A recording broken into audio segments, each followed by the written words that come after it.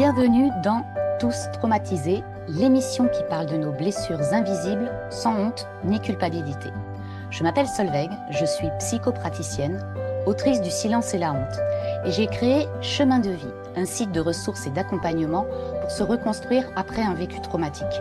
Ici, on parle de trauma, de résilience et de reconstruction, toujours avec douceur, parfois avec un peu d'humour.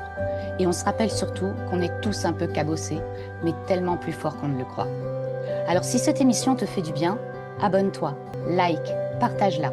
C'est ce qui me permet de continuer à faire vivre ce podcast pour toi et pour tous ceux qui en ont besoin. Maintenant, installe-toi confortablement, ouvre grand tes oreilles et c'est parti pour un nouvel épisode. Bienvenue sur le tout premier épisode de Tous traumatisés.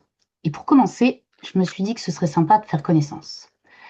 Certes, certains d'entre vous me connaissent déjà un peu au travers de mon livre, Le silence et la honte, ou plus récemment par les ressources et les accompagnements que je propose sur mon site Chemin de vie.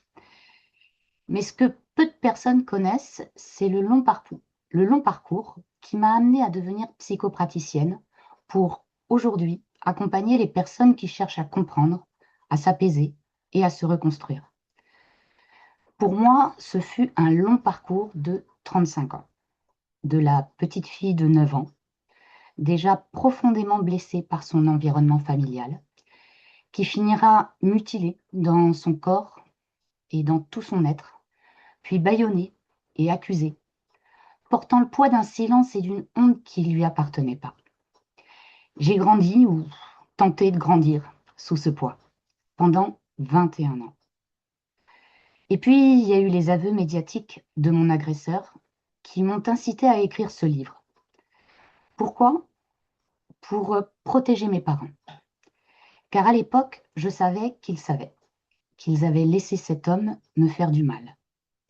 Mais je ne voulais pas que les autres sachent qu'ils savaient. C'est fou, ce que l'enfant intérieur, lorsqu'il a été profondément blessé, est capable de faire pour protéger la main même qui l'a maltraité.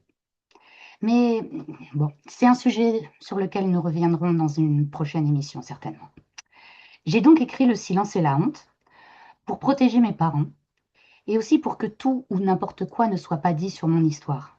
Parce que les médias s'étaient emparés des près de 60 petites victimes que nous étions.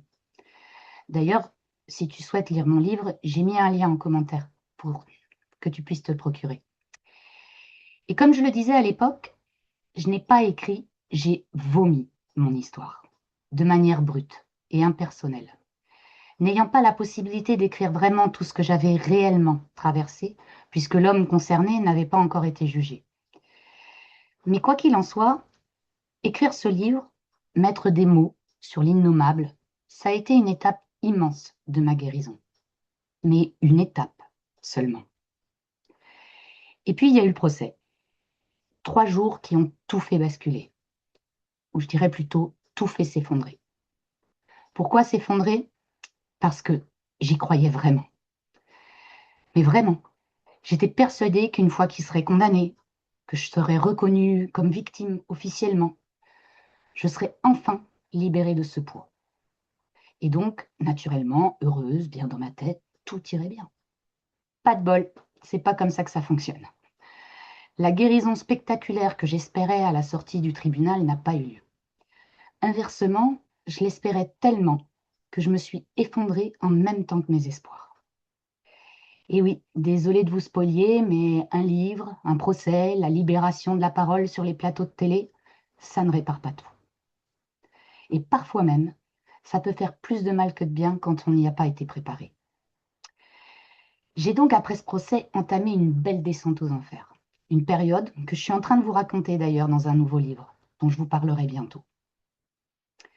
Mais au milieu de cette nuit noire, j'ai continué à chercher comment me remettre sur pied, comment y arriver, comment essayer de me reconstruire une vie sur les décombres de mon enfance. Et j'ai tout essayé. Les heures innombrables chez des psychologues, des psychiatres et autres thérapeutes, en espérant presque qu'on me dise que j'étais malade. Au moins, ma douleur aurait eu un nom. J'ai testé des thérapies très sérieuses et d'autres un peu moins orthodoxes. Disons qu'au niveau développement personnel et thérapie du trauma, j'ai un CV plutôt bien fourni. Et au bout de ce chemin, enfin de ces chemins, parce qu'il n'y en a pas eu qu'un seul droit et sans anicroche, j'ai fini par comprendre un truc essentiel. Il n'y a pas de solution miracle. Il n'y a pas de clé magique, mais des chemins de reconstruction. Plein. Il y en a plein. C'est même de là que le nom de mon blog, Chemin de vie, au pluriel, est né. Un endroit où je partage tout ce que ces années m'ont appris sur le trauma, ses mécanismes, et surtout sur comment on avance vraiment. C'est d'ailleurs l'un de ces chemins, celui de la résilience, qui m'a amené vers la formation de psychopraticienne. On va dire logique quand on y pense. Après avoir passé des années à chercher qui pourrait m'aider, j'ai eu envie de devenir cette personne-là pour d'autres. Et maintenant, il y a ce podcast, une nouvelle porte d'entrée vers les mêmes chemins, mais à l'oral, avec ma voix, mes silences, mes bégaiements, et je l'espère un peu d'humour aussi, histoire de dédramatiser, mais aussi de se rappeler qu'on peut parler de choses lourdes sans être écrasé par elles. Alors, si cette histoire te parle, si tu te reconnais un peu dans tout ça, abonne-toi à cette chaîne pour ne rater aucun épisode. Il y en a des riches en perspectives, avec des invités, d'autres histoires, des ressources de compréhension et des outils très concrets pour avancer. Et si tu veux aller plus loin dès maintenant, direction chemindevie.fr. Tu y trouveras mon blog, mes ressources et la possibilité d'un accompagnement un peu plus personnalisé.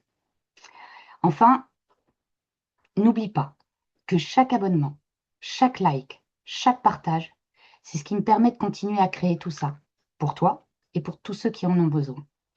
Alors, merci de m'avoir écouté, d'avoir écouté cette émission jusqu'au bout, et je vous dis à très vite pour un prochain épisode de Tous traumatisés. En attendant, prends soin de toi.